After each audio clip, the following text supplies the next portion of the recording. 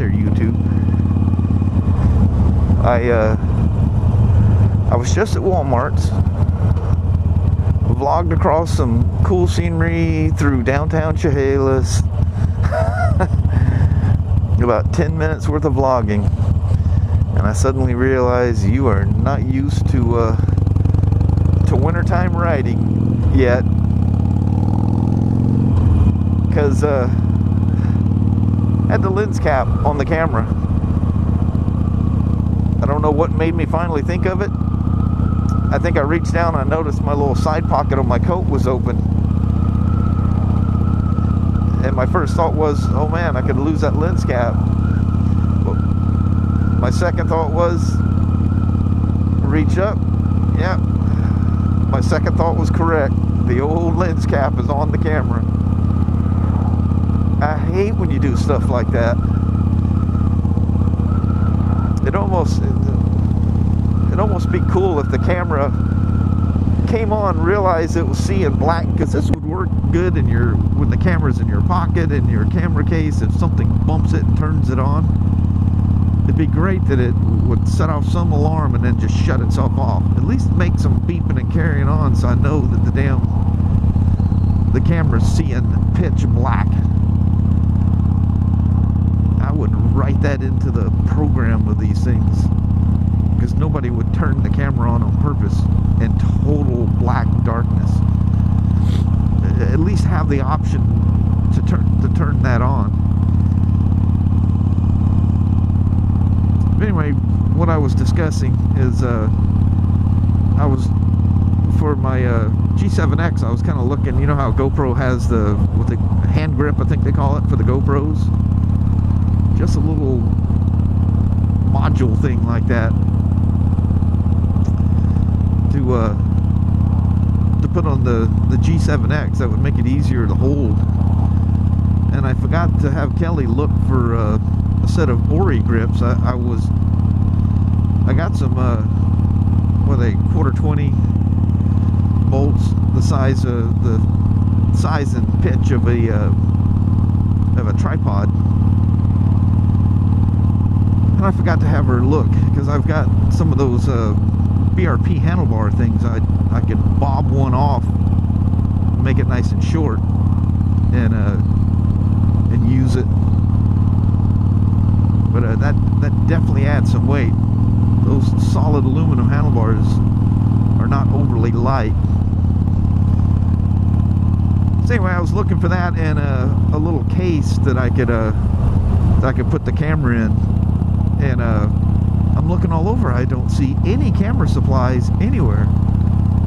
So I finally found a gal. I said, digital cameras and accessories? Oh, yeah. They're mixed in the middle of the DVD and CD section off to the side. And it's a section probably about 4 feet wide. And there's no cameras. They do not sell digital cameras in the store. There's no display, and they used to sell GoPro stuff, and there's just a couple of GoPro things sitting there. I mean, their supplies are gone. Now each Walmart's will be different, you know, but here in Chehalis there is no camera stuff, just selfie sticks. And you could tell what was there was just leftover stuff. There was, you know, like a monopod. I think that same monopod's been sitting there for the last 8 months. But no tripods, no camera stuff at all. There's some small camera bags there, but they're all dusty. You can tell they've been there forever. And then there's a few of the little small ones, but it was either too small or too big, and they're kind of junky ones, you know, or they're colorful. I just want like a nice black low-pro bag. And as I'm pondering or digging through that thing, I realize I think I have a really nice GoPro, an extra one that's sitting in a box somewhere. Of course, I'll have to find it. I don't know where in the world it's at. But geez, when I started off, it was nice and, well, actually, that's not true. It was a little cloudy. making my nose plug up, so I sound more nasally than usual. I always have kind of a nasally sound to my voice because of my big old beak.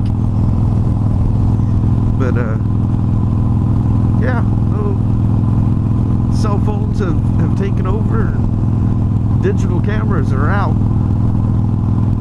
And really, if you think about it,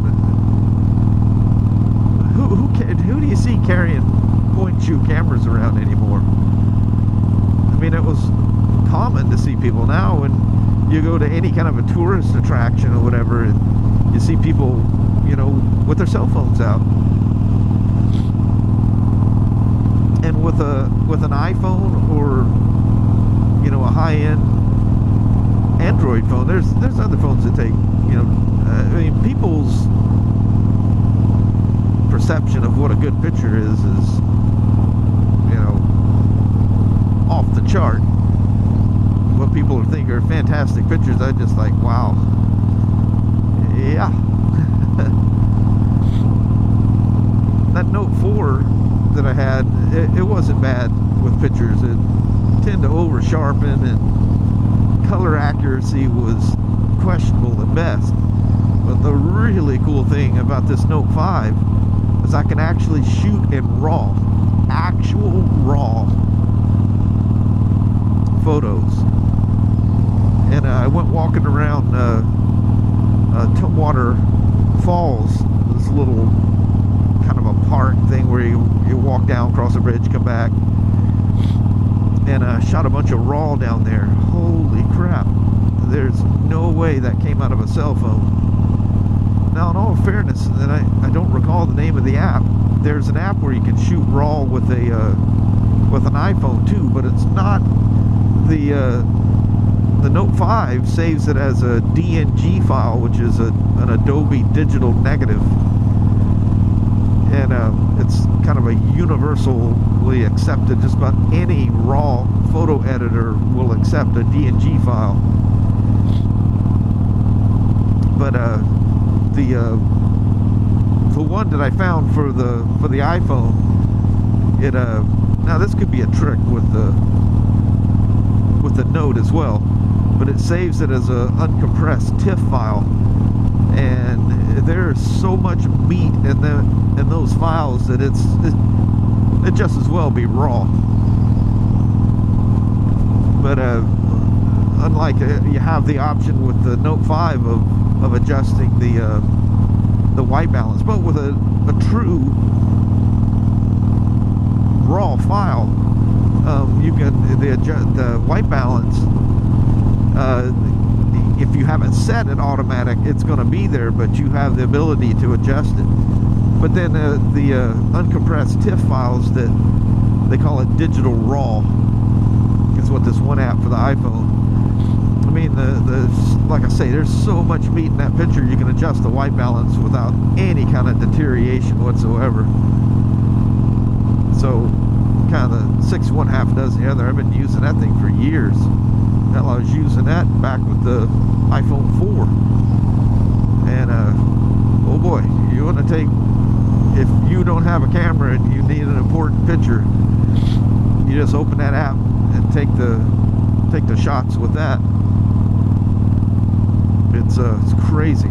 It's amazing how many the file size of those things too. Good Lord, them things are huge. You better have some memory to take some of those.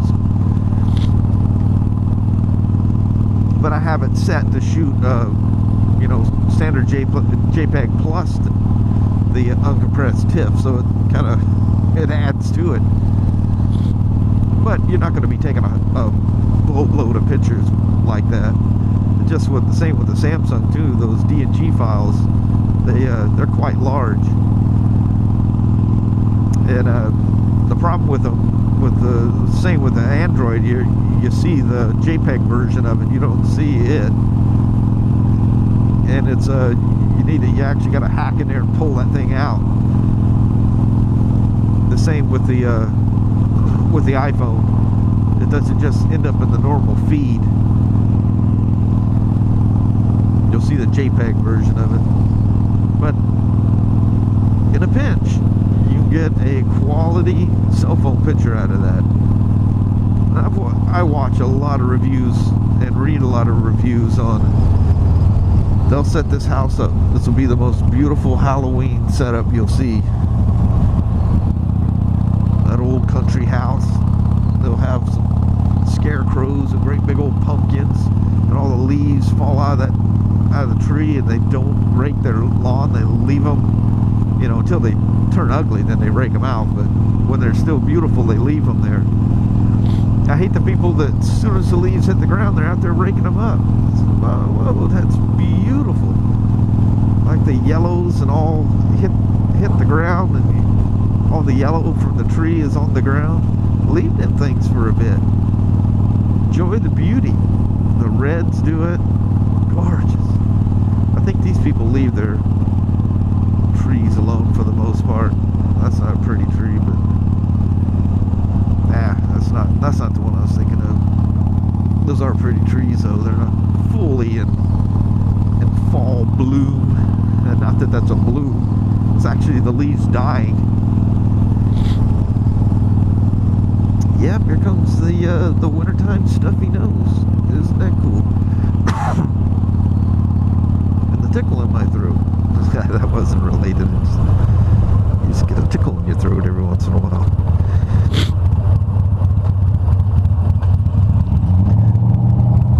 So, I was gonna, step out of my comfort zone. I've got the G7X in my pocket, and I was gonna walk around Walmarts and do some vlogging. But there was, actually, it was probably been in my favor. So many people there that they probably never even noticed me. But I just kind of, I went blank. I couldn't think of anything to vlog about. And this is it's not like you see pretty strange things at Walmart's, like shockingly strange things at Walmart's. Adventure tours, and then a PC 800. And actually, I think that was a scooter at the back, like an old Felix or something. But yeah, you usually see some pretty entertaining things at Walmart's, but this Chehalis Walmart is very unique. You don't see the typical Walmart people in there. It's actually quite comfortable. There's a large Latino population, and well, I can only assume that there is, because that's mostly what you see in Walmarts. And they're so kind and well dressed, and they're with their family, and they're all having a great time. It's just not the usual Walmart's freak show, Very few people you see driving around in the electric carts and stuff, or little buggies, whatever they are, the electric chairs. You don't see hardly any of those there. Not the normal freak show. It's actually a very pleasing. You almost feel like you're in another country, actually, because being a white person in there is you're definitely a minority, which I have no issue with that at all. Which I've told you guys about that before. I'm just saying that's mostly what it is, and it's very very pleasing, and a lot of them are with their kids and family. And I'm trying to think, where would I vlog in here that I just get this feeling. I know it with taking photographs and stuff too. People get a little weird if you're taking pictures and their kids are running around. It's one thing when you're hanging around with your wife and you're goofing around, but when you're a guy by yourself wearing motorcycle gear, carrying a motorcycle helmet, and you're taking pictures down an aisle where kids are sitting there, somebody's going to take that all the wrong way. Be careful where you're taking pictures. You might walk away with a black eye or something,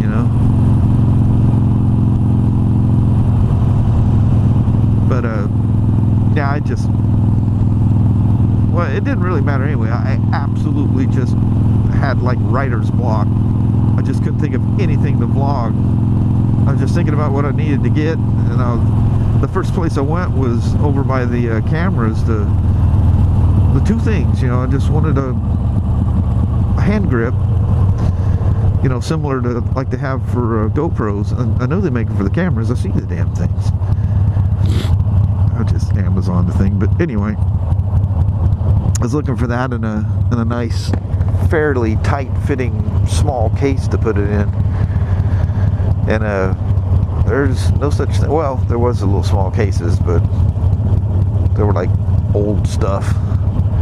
Anyway, that just kind of threw me off, and then the next thing, which is kind of one section over, is like where the house paint supplies and stuff are. I was looking for one of those drill attachments for sticking in a bucket of paint and stirring it, and they didn't. The guy who was there, he goes, "Yep, they remodeled this thing," and he said probably about 75% of the useful stuff we had they took out. He was an older guy, and he's going, "Man," he goes, "I just don't get it." He goes, "All day long, it's embarrassing how I have to tell people, no, we don't carry that anymore. No, we don't carry that anymore." He goes, "The stuff we have, nobody wants. The stuff we used to have, everybody still wants." He goes, "I have no idea who the pencil pushers are upstairs that decide what we need to stock and what we don't need to stock."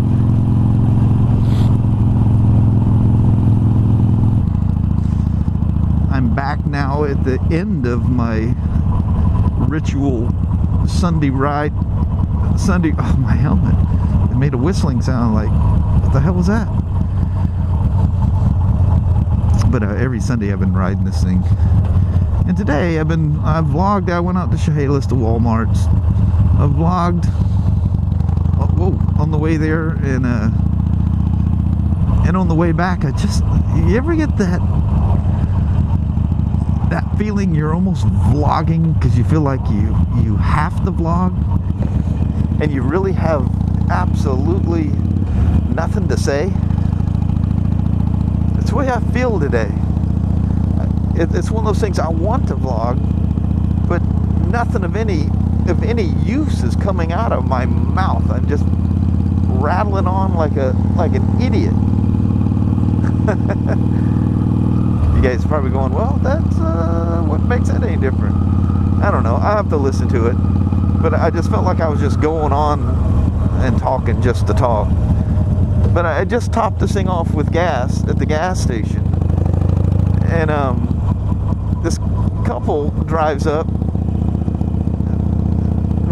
on their pickup truck, little Ford Ranger, pulls up and was asking me what mufflers these things were, and I told him, you know, they're just brush and whatever. And he says, "Well," he goes, "what year is that?" I said, 13. He goes, "Oh, we just bought a 14 1200. And I had no idea. I asked him which model, and he goes, it's a 1200. He goes, "We got a backrest and all that." So he didn't say whether it was a custom or what do they have in the 1200s now? Well, we know we got the 48, but him and his wife ride on them. They're not small people either, which is cool. You can fit on. I mean, think about it. Everybody talks about how small a Sportster is. If you've been around very long at all, it hasn't been too long ago that a Sportster was not considered a small motorcycle in comparison to what else was out there. I mean, really, you set this thing beside a full-size bike, and there's a shockingly small difference in size. Your seating position is a little more cramped up, especially with the mid pegs, but it doesn't bother me at all. You know, I get people going, "Oh, I'm 6-something, you know, would I be comfortable?" Dude, you just need to ride it. I know plenty of people that are 6+ that ride. Jesus Christ. He's coming after me too. was a huge ass dog. My first thought was thinking, is he gonna chase me out to the street here? But he let go pretty quick. I don't know if you guys seen that dog. That's actually pretty crazy. The hell was that thing? It looked like some type of a mastiff or something. Anyway, I just had one of those vlogging days that my mind was just somewhere else. I just couldn't get into it. Couldn't get enthused. I love when I get like enthused and start telling stories and stuff.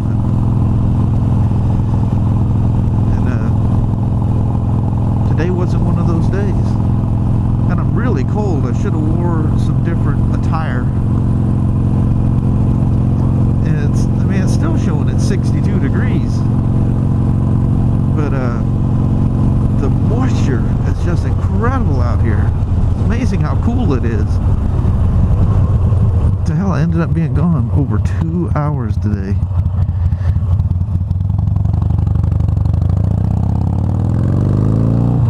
That's a normal thing when I go to Chehalis. It's just 2 hours.